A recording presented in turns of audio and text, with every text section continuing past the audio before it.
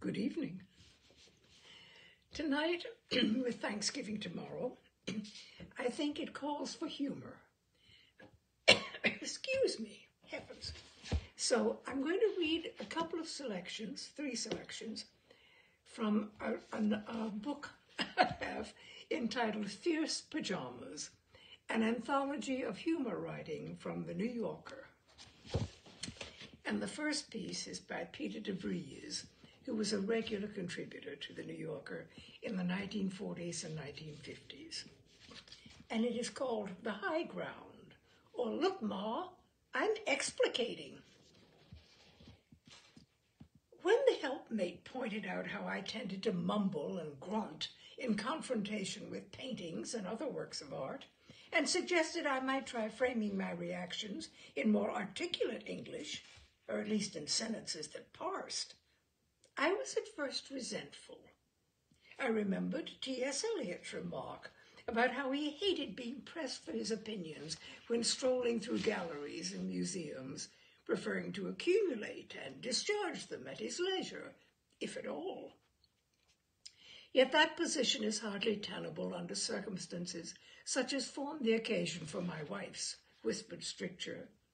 The black tie opening of a one-man retrospective that we attended with some newly acquired friends, Bill and Jessie Gemelch.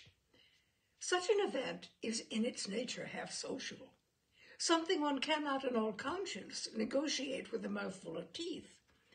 So I made an effort to hitch up my responses onto a plane more nearly approximating that of ordered evaluation, with results that surprised, and I must say delighted me. What we have here seems to me an organic fusion of form and content, I said, of an oil before which we four collectively stood, shortly after the murmured complaint for which the helpmate had momentarily drawn me out of the Gemelch's hearing. One in which linear and compositional values are also happily resolved. I like especially the juxtaposition of contrasts, which are at once subtle and intrepid, forthright without being obtrusive. Bill Gemelch nodded, tapping against pursed lips a catalogue which he had rolled into a tube. Jessie said, gazing at the picture. I continued. The amalgamation of subject and object, which was but tentatively realized in the artist's earlier period, in such efforts as the blue configuration over there, where an ostensibly abstract intention is still somewhat qualified by representational elements, seems to me consummately achieved in this more recent city modality, where the object qua object, the ding on zik, if you will, disappears in the chromatic boil. Oh, there are the McCloskeys, said Jessie, and made for the new arrivals, hastily followed by Bill. The helpmate again waited till they were out of earshot. Then she said, Go back to the way you were. This was more easily said than done. When a man has found his tongue on the level I had, the cat is not likely to get it again very soon. I could hardly wait for the next chance to practice my newly discovered gift, which was like a heady wine. It came the very next week when we attended an old Chopin concert by a Brazilian pianist, again with the Gemelches. Like him? Bill said in the lobby during the intermission, eyeing me warily as he shook a cigarette from a pack. I think he's good. His reading of the sonata struck me as especially fine.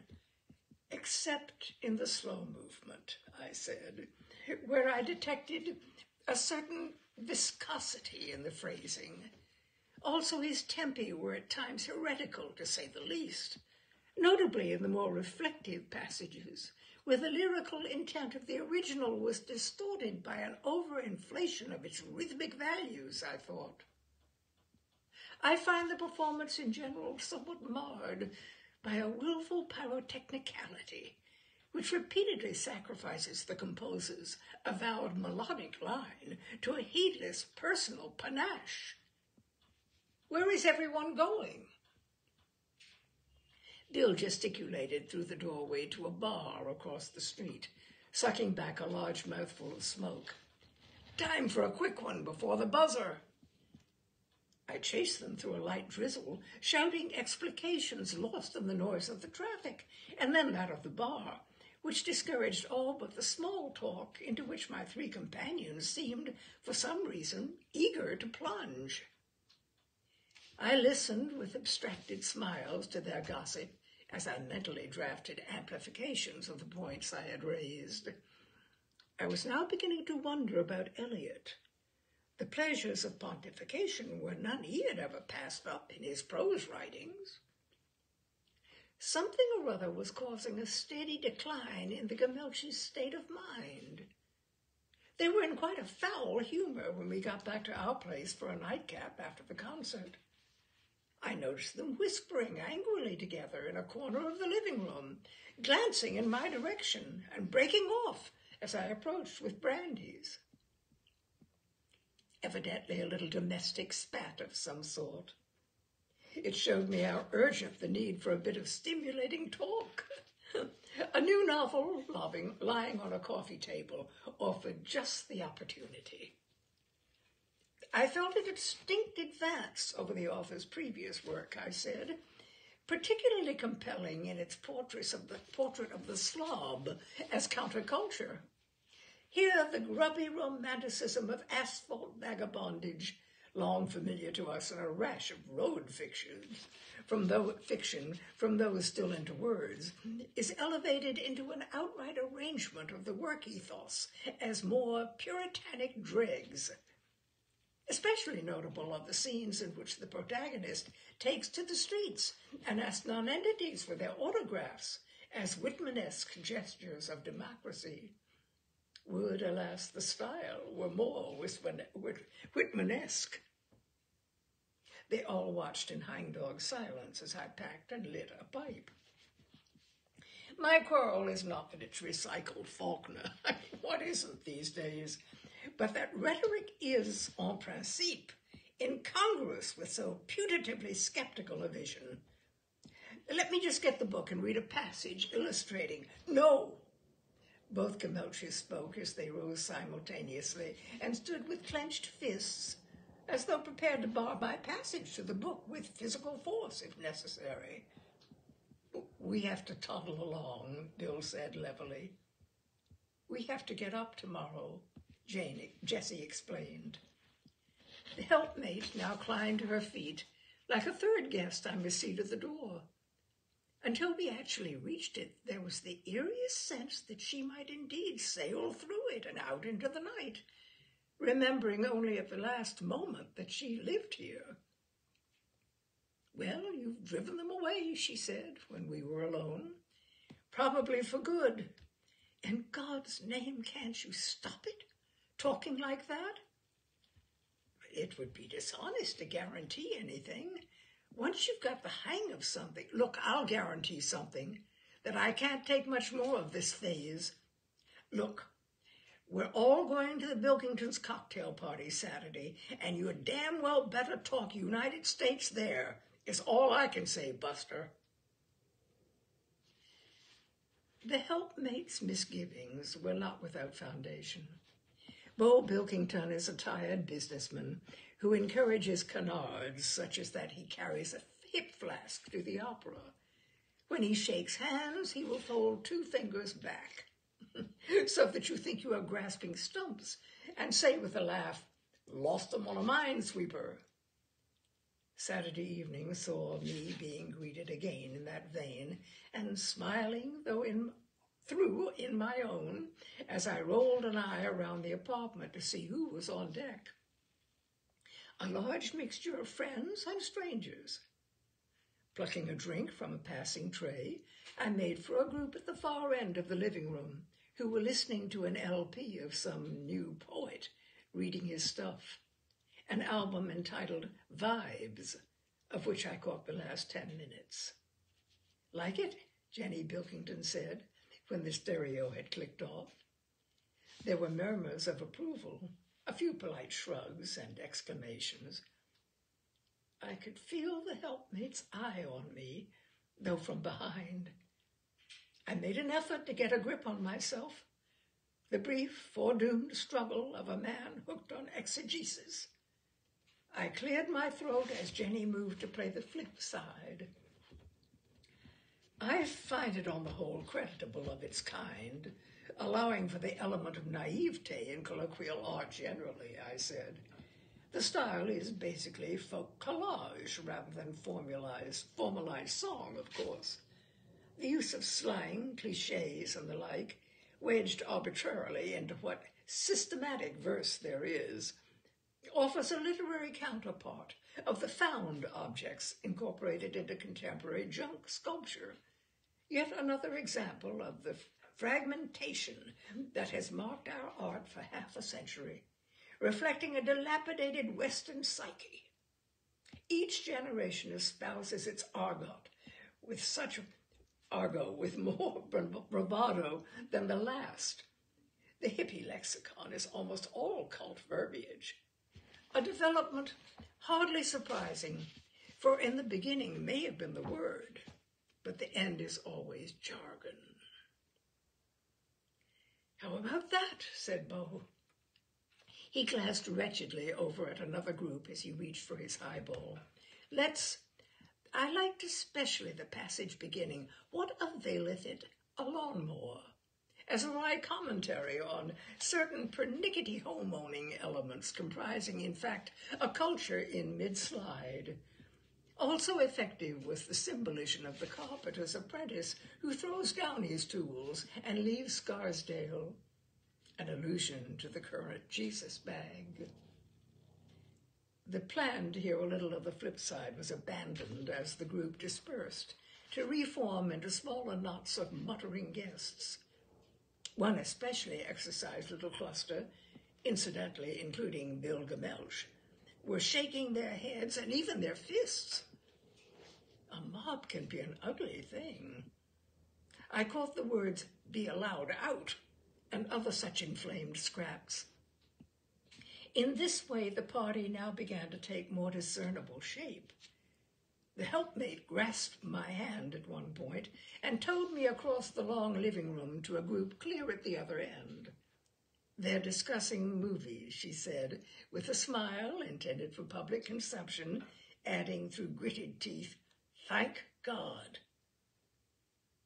That lot were talking about a picture I happened to have seen, and so was fortunately able to join in the conversation. A groan went up from some woman as I approached, probably someone bored with Al Herndon's 2 cents about the film, for he was holding forth in typical style on its merits. One thing is, he's loaded with inherited money, which always sets people's backs up. I stood with the flat of a hand against the wall, hearing him out like the rest. "The art that conceals art," I said, the instant Plentikins paused for breath, "is nowhere more important than in the cinema, where we have such a variety of techniques to keep scrupulously in line. I found both the photography and the direction in Buster Scranton obtrusive. The long coal pit and slag heap shots were beautifully realized as anti-scenery, but the close-ups became much too studied, as did the raffishness of the male principal, whose exposition of the role was an uneasy hash of Bogart and Mastroianni, which any director worth his salt would have disciplined."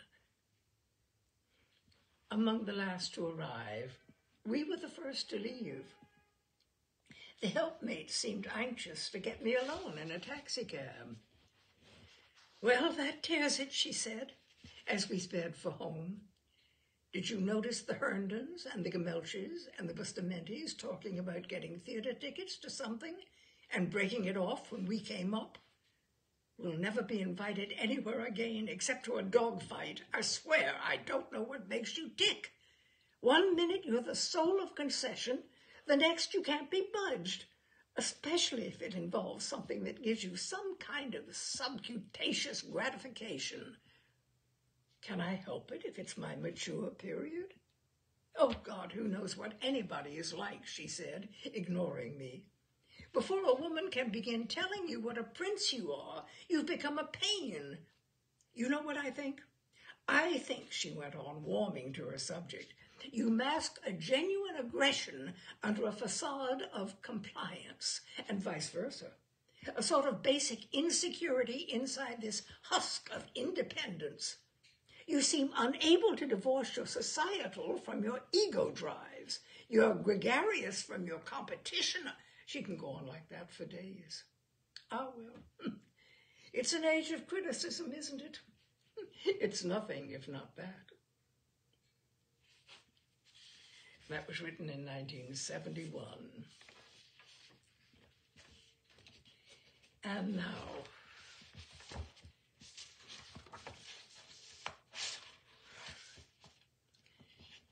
by Frank Sullivan. Frank Sullivan claimed that his career as a humorist began at the New York World after he wrote a long obituary of a socialite who turned out not to be dead.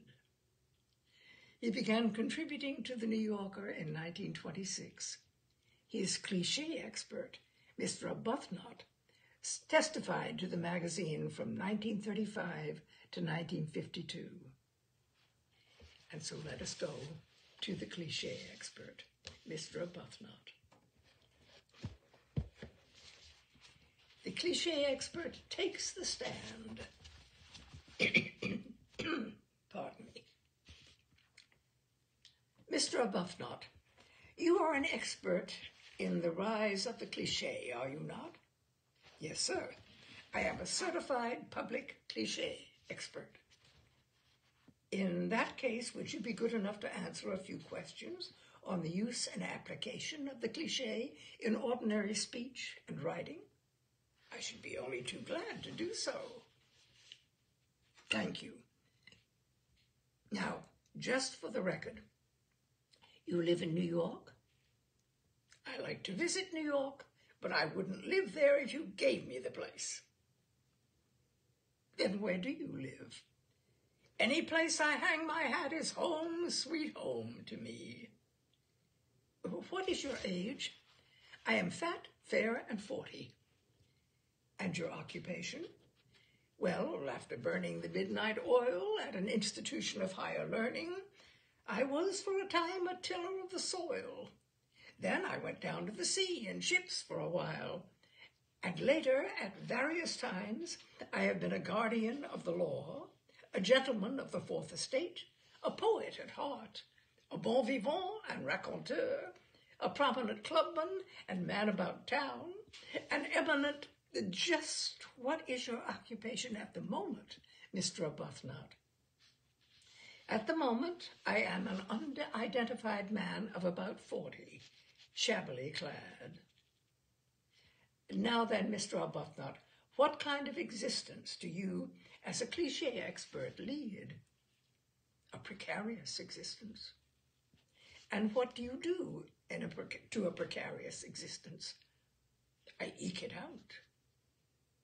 Have you ever been in a kettle of fish? Oh, yes. What kind? A pretty kettle of fish. How do you cliché experts reveal yourselves, Mr. Arbuthnot? In our true colors, of course. And you expect to live to a ripe old age. What do you shuffle off? This mortal coil. What do you think? My lucky stars. What kind of retreats do you like? Hasty retreats. What do you do to hasty retreats? I beat them. Regarding dogs, what kind of dog are you? A gay dog. And how do you work? Like a dog. And you lead a dog's life. So much for dogs. Now, Mr. Arbuthnot, when you are naked, you are stark naked. And what kind of daylight? Broad daylight. What kind of outsider are you? I'm a rank outsider. How right are you? I am dead right. What kind of meals do you like? Square meals. And what do you do to them? Ample justice. What is it you do to your way? I wend my way. And your horizon? I broaden my horizon. When you buy things, you buy them for a song. How are you known? I am familiarly known. You are as sober as a judge, and when you are drunk, I have lots of leeway there. I can be as drunk as a coot, or a lord, or an owl, or a fool. Very good, Mr. Arbuthnot. Now, how brown are you? As brown as a berry. Ever seen a brown berry? Oh, no. Were I to see a brown berry, I should be frightened. To what extent? Out of my wits. How fit are you? I'm as fit as a fiddle. How do you wax? I wax poetic. What about the fate of Europe? It is hanging in the balance, of course. What happens to landscapes? Landscapes are dotted.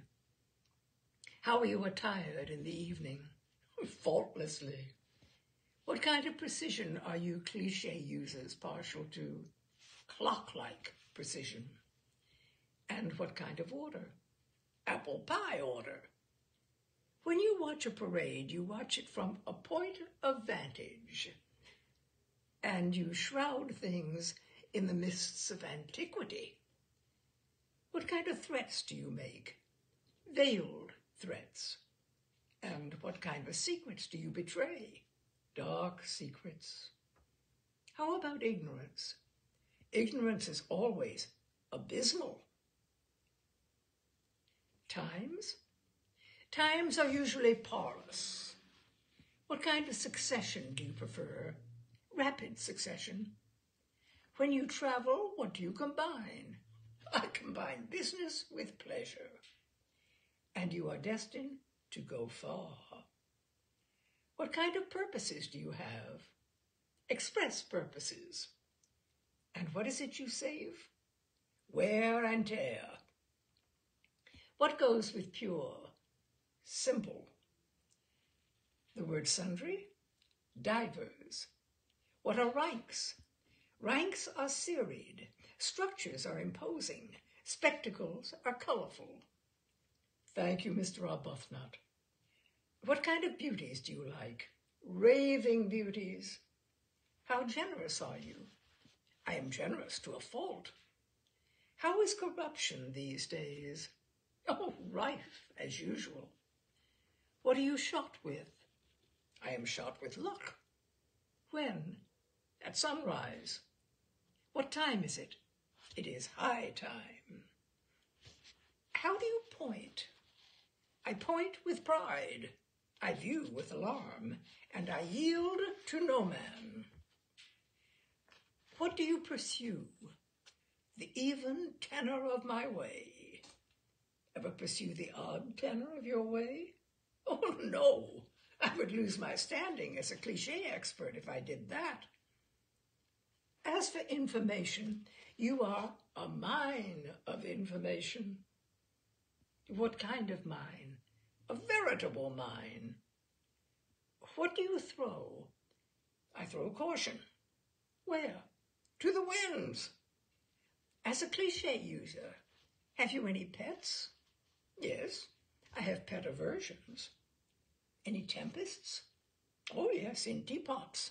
In china shops, I have bulls. What kind of cunning do you affect, Mr. Arbuthnot? Low animal cunning. And when you are taken aback. I see. Well, Mr. Arbuthnot, I think that about covers the ground for the time being. I'm sure we're all very grateful to you for your cooperation and your splendid answers. And I think that everyone who has listened to you here today will be a better cliché user for having heard you. Thank you very, very much. Thank you, Mr. Struer. It's been a pleasure, I assure you, and I was only too glad to oblige. And then on another occasion, with another questioner, Mr. Arbuthnot, when you write a story for a newspaper in your capacity, pardon me, Mr. Dewey, my official capacity, to be sure, in your official capacity as a cliché expert, from what kind of source do you get your information? From a reliable source. What kind of rumors do you deal in? Persistent but unconfirmed. What do you do to rumors? I noise them abroad or brunt them about. What has been received? Word has been received. How do you reply? Either in the negative or in the affirmative. When a parade takes place, what do flags do? Well, flags flutter. And what kind of steeds are in the parade? Prancing steeds. What kind of scene is it? It is a colorful scene and a gala occasion. Bands blare, guns boom, treads are martial, uniforms are resplendent. The city roars a welcome to the returning hero, and police estimate that fully 750,000 spectators line the curbs along the route. What kind of spectators, please? Cheering spectators. If the president is there, what do the police take? Extra precautions. And what is it rain does? Rain interrupts the festivities. Mr. Arbuthnot, what happens at railroad stations on holidays? Well, there is what our Society of Cliché Experts likes to refer to as a holiday exodus. I mean to say, fully 1,500,000 pleasure seekers leave the city, railroad officials estimate. Every means of transportation is taxed to its utmost capacity. I see. How are the flowers arranged at a wedding? Tastefully. And what does society do? Society turns out en masse. Why? Because the bride and groom are popular members of the younger set. How about the first marriages of the bride and groom, if any? They terminated in divorce. What kind of couples get married? Happy couples. And what kind of parents have children? Proud parents. To what point do happy couples often come? To the parting of the ways. Mr. Arbuthnot, tell me, to whom are testimonial dinners given? Pardon me, Mr. Dewey, but testimonial dinners are never given. They are tendered. Thank you for setting me right on that.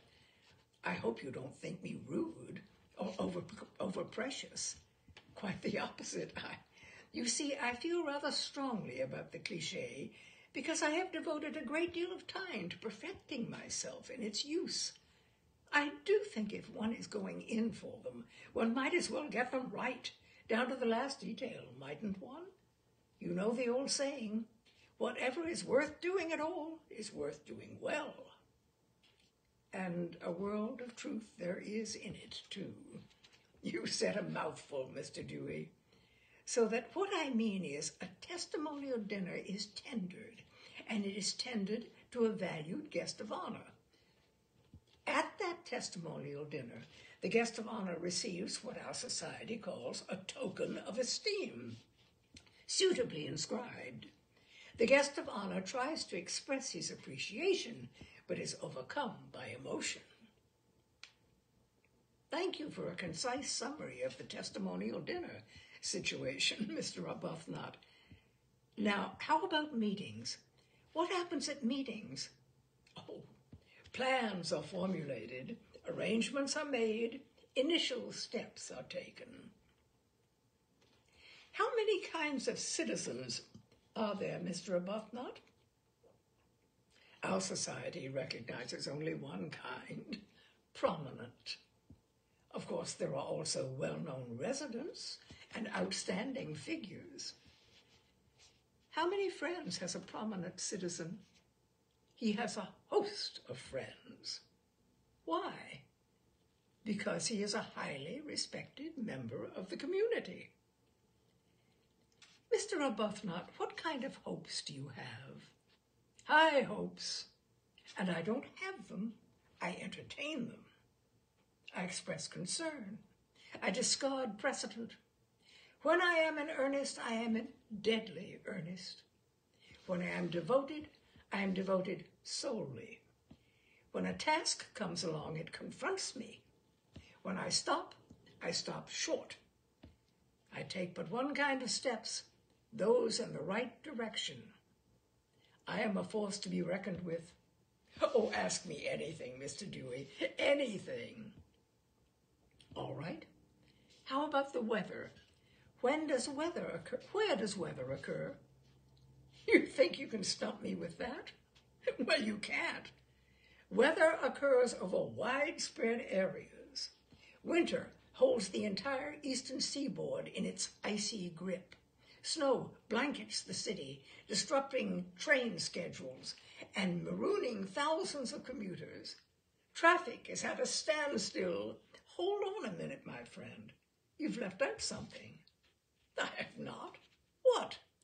Traffic is virtually at a standstill. Oh, a detail, Mr. Dewey. All right, I concede you that.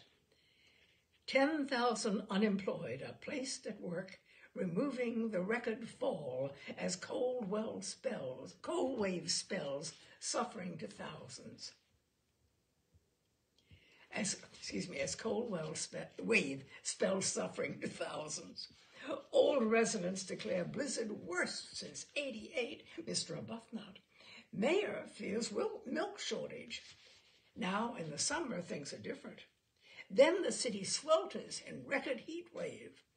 Thousands flock to beaches to seek relief. Mercury continues to soar. In the spring, on the other hand, the first robin... Hold on, Mr. Arbuthnot.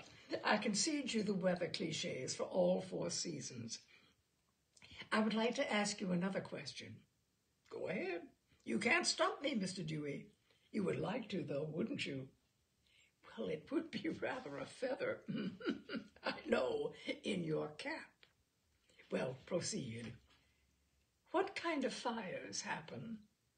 Fires don't happen. They occur.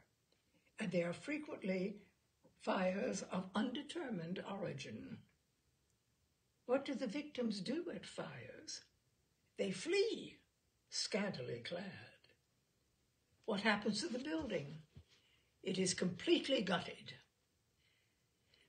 If you fall off your horse, what kind of spill do you take, Mr. Arbuthnot? A nasty spill. And how do you escape from any accident? Unscathed. If you don't escape unscathed, what happens? I sustain cuts, contusions, and abrasions, or maybe I suffer a fracture. What kind of fracture? A possible fracture. How do they get a doctor for you if you have a possible fracture? Our society recognizes only one approved method by which a doctor may be got. He is hastily summoned. And the ambulance? The ambulance responds. Well, Mr. Arbuthnot, I must give you credit. You have passed through the ordeal of this course examination in a manner nothing short of admirable. I congratulate you, sir. Thanks, Mr. Dewey. You know what I am, don't you? No, what? I am a foeman worthy of your steel.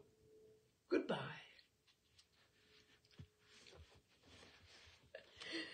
And that, my dears, is Tales and Cocktails for tonight. Oh, a little bit of humor to lead us into tomorrow. Have a lovely Thanksgiving. I hope you're going to be with loved ones, and if not loved ones, with good friends. And if not with good friends, then in touch with good friends, wherever they may be. Get on the phone, check in with people, and be reminded of how valuable you are to people who love you and care about you. And I care about you and hope you will tune in again next Wednesday for Tales and Cocktails. Happy Thanksgiving, my dears. Good night.